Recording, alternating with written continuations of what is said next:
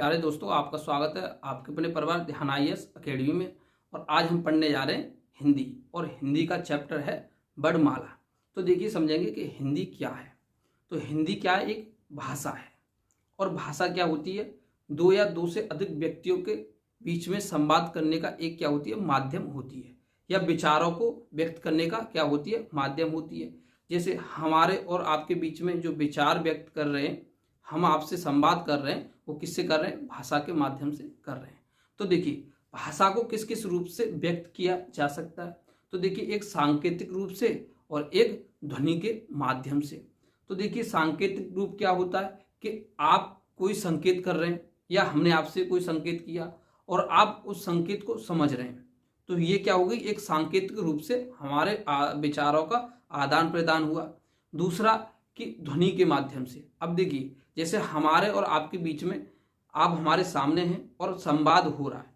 तो देखिए, हम जो बोल रहे हैं और आप जो बोल रहे हैं, तो हमारे और आपके बीच में जो विचारों का आदान प्रदान हो रहा है, वो किससे हो रहा है? ध्वनि के रूप में हो रहा है। तो देखिए, ध्वनि को क्या किया जा सकता है? उसको लिखा भी जा सकता है। तो देखिए, ध्वनि को जो लिख देते हैं वो क्या होती है? वर्ड हो जाते हैं। और जिनको हम बोलते हैं वो क्या होते हैं? ध्वनि होती है। तो देखिए, यही हमने यहाँ समझा कि वर्णमाला में जो वर्णमाला बनती है वो क्या बनती है? ध्वनि। ध्वनि को ही क्या बोलते हैं? अक्षर। तो देखिए, ध्वनि ध्वनि क्या है? जो हम बोलते हैं उसी को ध्वनि। उसके बाद में वर्ड।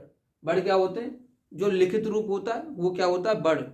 आपने कोई बात लिख के हम तक पहुंचाई और हमने या कोई बात लिख के आप तक पहुंचाई।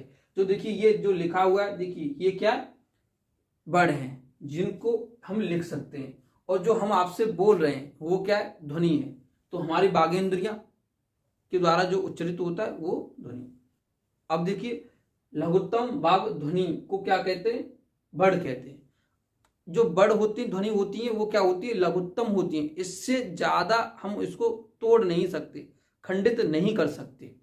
जैसे देखिए, साइंस में न्यूट्रॉन प्रोटॉन को तोड़ नहीं सकते, तोड़ते हैं, टूटा भी है तो उसको किस में? पॉजिट्रॉन, उनको खंडित किया गया। मगर हम क्या मानते हैं सामान्यतः कि न्यूट्रॉन प्रोटॉन को नहीं तोड़ सकते। उसी तरीके से वर्ड को नहीं तोड़ सकते। ठीक, देखिए, अब ये जो ध्वनि और वर्णों से मिलकर क्या बनता है? एक शब्द बनता है। और शब्दों से मिलकर क्या बनता है? वाक्य बनता है। अब देखिए, जैसे हमने बोला हिंदी। हिंदी क्या है? एक शब्द है। अब ये किससे बना है? अक्षरों से, ध्वनि से, वर्ण से। तो ध्वनि को तो हम लिख नहीं सकते, तो किससे बना है? ये वर्णों से। जो वर्ण है वो क्या है? ध्वनि का ही एक पार्ट है। तो देखिए, वर्णों से मिलकर क्या बनती है? वर्णमाला। तो हमारा आज का चैप्टर ही क्या है? वर्णमाला है। कि वर्णमाला क्या होती है, आगे भी समझेंगे। वर्णमाला की जो वर्ण है, क्या क्या इसके भेद होते हैं। तो देखिए, वर्ण के जो भेद होते हैं वो उच्चारण के आधार पर कितने होते हैं? दो होते हैं। एक क्या होता है? स्वर होता है, और दूसरा क्या होता है? व्यंजन। अब देखिए, हमें हिंदी में 3-4 शब्द बहुत मिलेंगे। जैसे उच्चारण के आधार पर, रचना के आधार पर, बनावट के आधार पर, उत्पत्ति के आधार पर। इस तरीके से भी हमसे क्या हिंदी में पूछा जाता है। इस तरीके से हमें समझना है। ठीक, तो देखिए, आगे हमें समझना है कि वर्ड, हमने आपको बताया, उस मूल ध्वनि को कहते हैं जिसका खंड ना किया जा सके। कौन सी ध्वनि है? यही जो होते हैं ध्वनि, वर्ड है। तो देखिए, ध्वनि क्या है? आ, फिर ये क्या है? दीर्घ अ, व, क इत्यादि। उसके बाद में सरल शब्दों में, वर्ण हमारी उच्चारित भाषा या वाणी की सबसे छोटी क्या होती है? इकाई होती है। ये भी हमने समझा। फिर क्या समझेंगे हम? वर्णमाला। तो देखिए, वर्णों के उच्चारण समूह को क्या कहते हैं? वर्णमाला कहते हैं। अब देखिए, हमने वर्ड, हमारे पास वर्ड है, हिंदी भाषा में क्या है? वर्ड है। उनको हमने क्या किया? व्यवस्थित रूप से एक माला में, या उनको एक क्रम में हमने क्या किया? व्यवस्थित कर दिया। तो उससे जो बने, हमारी एक क्या बनी? व्यवस्थित रूप से एक वर्णमाला बनी। तो उसी को हमने क्या कह दिया? तो हम वर्णमाला कहते हैं। तो यही समझना कि इनका व्यवस्थित रूप क्या है, किस तरीके से हमने इनको व्यवस्थित किया, इनको उच्चारण इसका कैसे शुद्ध रूप से किया जाता है, इन सभी को समझना है। तो देखिए, मूलतः हिंदी में कितने वर्ण होते हैं? 52 वर्ण होते हैं। अब देखिए, वर्णमाला में हमने आपको उच्चारण के आधार पर इसकी क्या बताए? वर्ण के भेद बताए। तो व्यंजन और क्या? स्वर। तो देखिए, हमें क्या समझना है? पहले स्वर। स्वर कितने होते हैं वर्णमाला में? तो देखिए स्वर कितने होते हैं, 11। अब देखिए इसके भी क्या होते हैं, भेद होते हैं। एक होता है ह्रस्व और एक होता है कौन सा, दीर्घ। अब देखिए ह्रस्व स्वर जो होते हैं वो क्या होते हैं, जिनमें ध्वनि का कम ह्रास हो, इनको बोलने में क्या कम समय लगे, उसी को क्या बोलते हैं, ह्रस्व स्वर बोलते हैं। तो देखिए ह्रस्व स्वर कितने होते हैं, 4 होते हैं।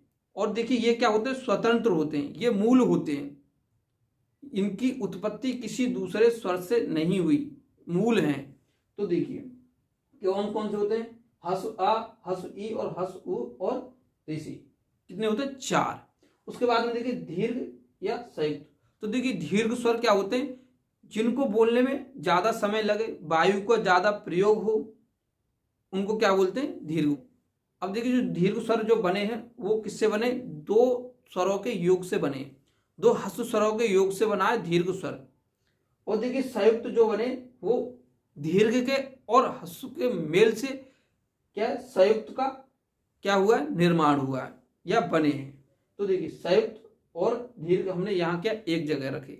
तो देखिए जो दीर्घ होते हैं वो कितने होते हैं, 1 2 3 क्या होते हैं, दीर्घ होते हैं। और देखिए बाकी जो 4 होते हैं वो क्या होते हैं, संयुक्त होते हैं। तो टोटल दीर्घ और संयुक्त कितने होते हैं, 7 होते हैं। तो ये हमने समझे क्या, स्वर। उसके बाद में देखिए हमने बताया वर्ड के उच्चारण के आधार पर भेद, दूसरा व्यंजन, और इनका हमने क्या किया, भेद किया। तो देखिए क्या क्या भेद किया, स्पर्शी, उसके बाद में देखिए क्या किया हमने, अंत्यस्थ, फिर उसके बाद में क्या किया, ऊष्मी या संघर्षी, उसके बाद में देखिए हमने कौन सा भेद किया, आघात, फिर उसके बाद में कौन सा भेद किया, संयुक्त। तो देखिए स्पर्शी व्यंजन कौन से होते हैं, जो हमारी जीभ द्वारा जो सतह होती है उसको क्या करते हैं, स्पर्श करते हैं। जैसे जीभ तालु को स्पर्श करती है, दंत को स्पर्श करती है, होठ को स्पर्श करती है, उन्हीं स्पर्श के आधार पर हमने स्पर्शी व्यंजनों को क्या किया, व्यवस्थित किया। तो देखिए स्पर्शी व्यंजन कितने होते हैं, 27 होते हैं। इसमें देखिए 5 के क्या होते हैं, 5 वर्ग होते हैं। तो पश्चिम 25 वर्ग वहां हो गए। उसके बाद में देखिए 2 हमने और बनाए, ये कौन से, देखिए हमने इसी वर्णमाला से बनाए और हमने वहां क्या किया, नीचे इनके बिंदु रख दिया, तो 2 और हमने बनाए। तो 25 और 2 कितने हो जाते हैं, 27 स्पर्शी व्यंजन हो जाते हैं। उसके बाद में देखिए अंत्यस्थ। अंत्यस्थ जो वर्ड होते हैं वो क्या होते हैं, यारा लावा। तो देखिए ये जो व्यंजन है ये क्या है, हमारे जो मुख से अंदर से हवा लेके बोले जाते हैं। जैसे य, तो देखिए कहां से हवा अंदर से खींच रही है, र, और झटके के साथ ल, और देखिए जैसे बा, इस तरीके से। तो अंत्यस्थ कितने व्यंजन होते हैं, 4 होते हैं, या, र, ल, बा। उसके बाद में देखिए ऊष्मी या संघर्षी। तो देखिए उसमें क्या, इनको उच्चारण करने में हमारी जो मुख से जो वायु निकलती है उसका क्या हो, घसरण हो, मुंह के जो हमारा मुंह होता है उसके बीच में क्या हो कि घसरण हो, तो उसी को क्या बोलते हैं, उसमें या संघर्षी बोलते हैं, संघर्ष के साथ बोले जाते हो। जैसे स, तो वायु देखिए क्या है, एक ऊर्जा हास करते हुए निकल रही है, स, ह, इस तरीके से। तो ये कितने होते हैं, 4 होते हैं। उसके बाद में देखिए हमने 2 और समझे, कौन से, ये है आघात। तो आघात देखिए ये क्या है, जा पर हमने नीचे क्या एक बिंदु लगा दिया, और देखिए फा पर एक बिंदु लगा दिए। तो देखिए ये जो व्यंजन होते हैं ये कौन से होते हैं, हमने इन व्यंजनों को फारसी भाषा से लिया। जैसे मुजलिम, मुसाफिर, इस तरीके के जो बनते हैं शब्द, उनमें हम इनको क्या करते हैं, प्रयोग करते हैं।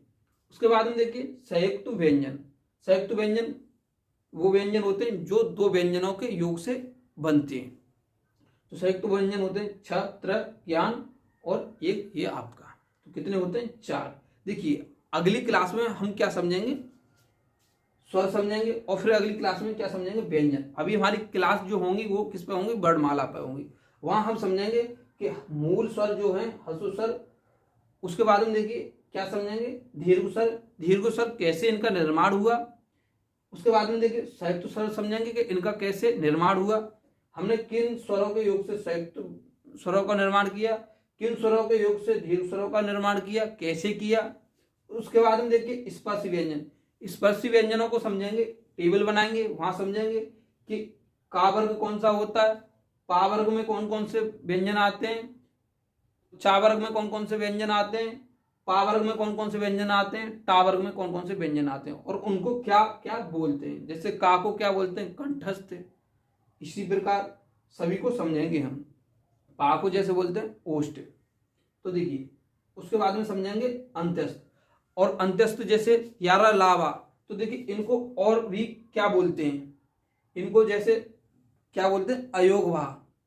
कि अयोगवाह इनको क्यों बोलते हैं, किसने इनको अयोगवाह कहा। फिर उसके बाद में देखिए ऊष्मी संघर्षी व्यंजनों को समझेंगे। उसके बाद में देखिए आघात समझेंगे। फिर क्या समझेंगे, संयुक्त। संयुक्त जो व्यंजन बनते हैं वो किन किन व्यंजनों के योग से बनते हैं, इसको भी हमें क्या है समझना है अगली क्लास में। ठीक, इस तरीके से हम आपको सभी क्लासें कराएंगे। और देखिए जो इस क्लास की पीडीएफ आपको क्या मिल जाएगी, टेलीग्राम पर मिल जाएगी। आने वाली सभी क्लासों की जो पीडीएफ है हम आपको प्रोवाइड कराएंगे, वो पीडीएफ आपको टेलीग्राम पर देंगे। ठीक, और लास्ट में हम एक क्वेश्चन देंगे, उस क्वेश्चन का आंसर आप क्या कमेंट के माध्यम से बताना है। और हर क्लास में आपको एक क्वेश्चन दिया जाएगा, उसका हर जो क्वेश्चन का आपको आंसर कमेंट के माध्यम से बताना होगा। तो देखिए आज का प्रश्न है, मात्रा के आधार पर स्वर कितने प्रकार के होते हैं। तो देखिए यहां हमने क्या दिए, 4 ऑप्शन दिए। पहला ऑप्शन में 2 भेद होते हैं, तीसरे में 3 भेद होते हैं, या सी ऑप्शन में दिया है 4 भेद होते हैं, और डी में दिया 5 भेद होते हैं। आपको इस क्वेश्चन का आंसर देना क्या होगा कमेंट के माध्यम से। तो फिर मिलते हैं आपको अगली क्लास में। वर्णमाला को समझेंगे कि इसको किस तरीके से व्यवस्थित किया गया, और जो ध्वनि है उनका उच्चारण किस तरीके से किया जाता है। इन सभी बातों पर हम क्या करेंगे, चर्चा करेंगे। तो आज हमारी क्लास यहीं तक रहती है।